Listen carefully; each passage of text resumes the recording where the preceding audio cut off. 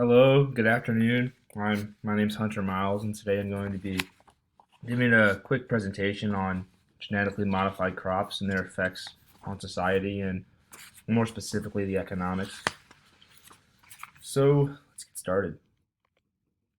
So what are genetically modified crops? A genetically modified crop is any crop in which desirable traits and genes have been inserted into the actual crop itself through genetic engineering. And what this allows people to do is so take for instance corn. This allows, if you put traits that make it insect resistant and more chemically resistant to the chemicals we spray, that's going to increase yield. And this is most commonly done in corn in the United States, but it's also done through a variety of crops. Almost any crop you could think of probably is genetically modified. So this has been used for a while, over 15 years or so. So it's nothing new here. So some of the benefits. So genetically modified crops, specifically in corn, they allow higher yields, and which means they're more profitable for farmers trying to sell their grain. And this has been proven over the 15 years that they've been used by farmers. It's been a linear increase in crop yields. So they're no doubt better for farmers when they're trying to sell their grain, so they're going to be making more money. So we're going to spend less money on chemicals such as pesticides and fertilizer. This is because the actual seeds themselves have the traits in them which allows them to be pesticide and insecticide resistant.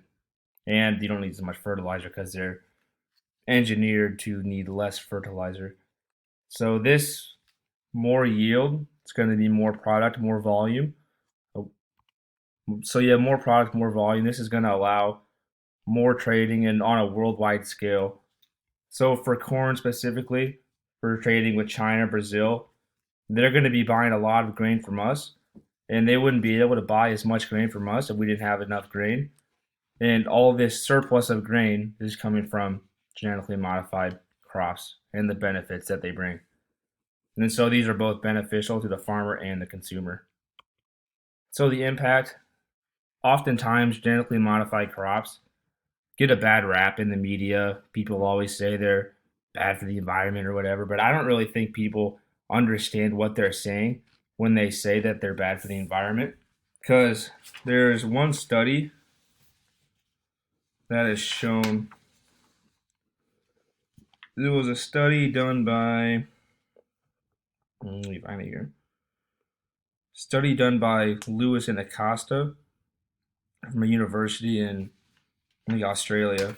They did a lot of research on genetically modified crops, and they found that there's no real environmental impact of genetically modified crops. Beside, one of the main topics of this was over farming and on the unnaturalness of genetically modified crops. But besides that, there's no really present environmental safety hazards associated with genetically modified crops. Overregulation by government, that's another problem with genetically modified crops.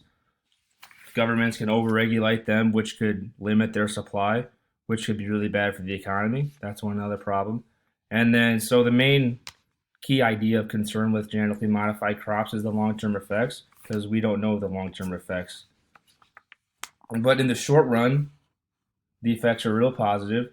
There's a decrease in chemical application because the seeds are modified, which is going to turn into less fuel being burned by tractor engines.